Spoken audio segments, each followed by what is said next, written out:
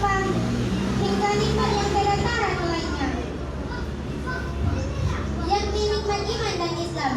Semoga kita semua diberi hidayah oleh Allah Subhanahu wa taala sehingga kita bisa mensyukuri nikmat yang Allah berikan kepada kita. Kedua kalinya, tak lupa semoga salawat serta salam tetap tercurah limpahkan kepada Nabi akhir zaman, Nabi Muhammad SAW, yang telah menuntun umatnya dari zaman jahiliyah kepada zaman yang terang benderang, yakni adin al-Islam wal iman. Semoga kita semua kelak mendapatkan syafaatnya di yaumul qiyamah. Amin. Yang saya hormati Bapak Ketua BKM serta jajarannya. Yang saya hormati Bapak Kepala Misbumim Sibolga serta seluruh jamaah yang dirahmati Allah Subhanahu wa taala. Perkenalkan, nama saya Rizky Rahma Aulia, siswa dari Misbumim Kota Sibolga. Pada kesempatan kali ini saya akan menyampaikan kultum dengan judul tentang salat yang agama. Hadirin yang dimuliakan oleh Allah Subhanahu wa taala, mendirikan salat sangatlah penting. Rasulullah Shallallahu alaihi wasallam bersabda, yang diriwayatkan bersabda yang artinya salat adalah tiang agama. Sabda yang paling sederhana tetapi maknanya sangat besar dalam agama Islam. Salat diibaratkan sebagai sebuah tiang bangunan. Jika kita tidak melaksanakan salat, maka tiang itu akan rapuh atau roboh, sehingga bangunannya juga ikut roboh karena tidak ada lagi penyangganya. Contoh, tiang itu memanfaatkan bangunannya karena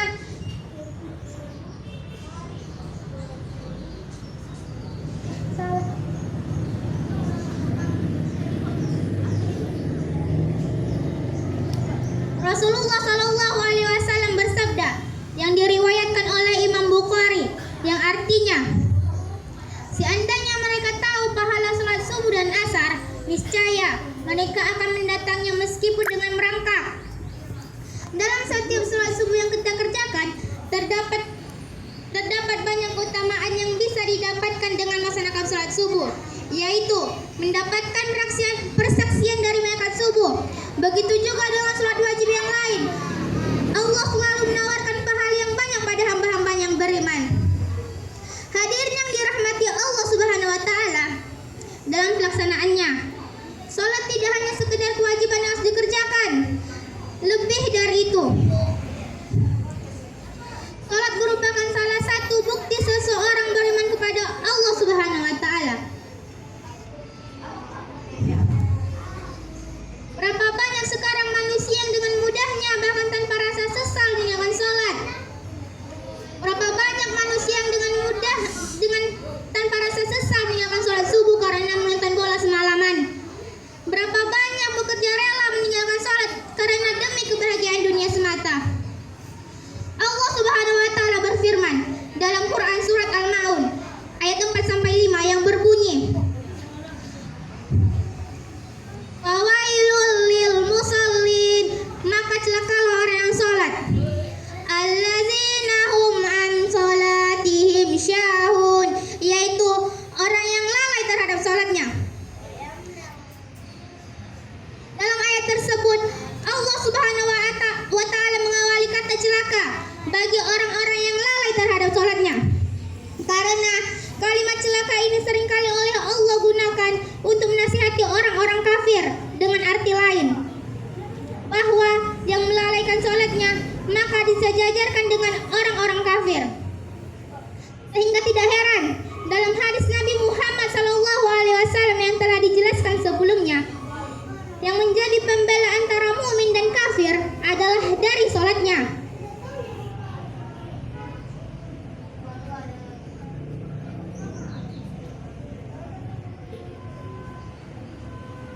Hadirin yang dirahmati Allah Subhanahu wa taala,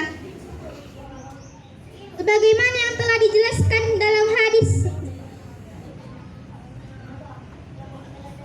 sebagaimana yang telah dijelaskan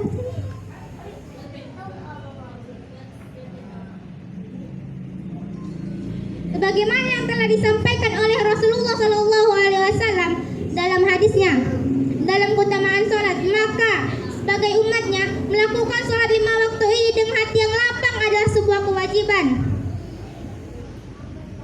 Selain itu, dalam menjalankan sholat kita harus penuh dengan kesyukuran, keikhlasan, dan juga keistiqomahan agar kita terhindar dari golongan orang-orang yang lalai terhadap sholatnya.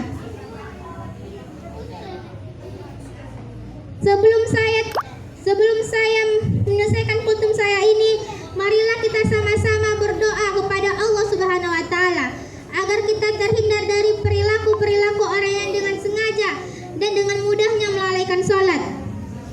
Semoga kita selalu diberikan kemampuan untuk saling menasihati dalam kebaikan dan menjauhi larangannya. Amin ya rabbal alamin. Pergi berburu sambil berkemah, membawa tali untuk mengikat, tunaikan sholat subuh berjamaah karena disaksikan oleh malaikat.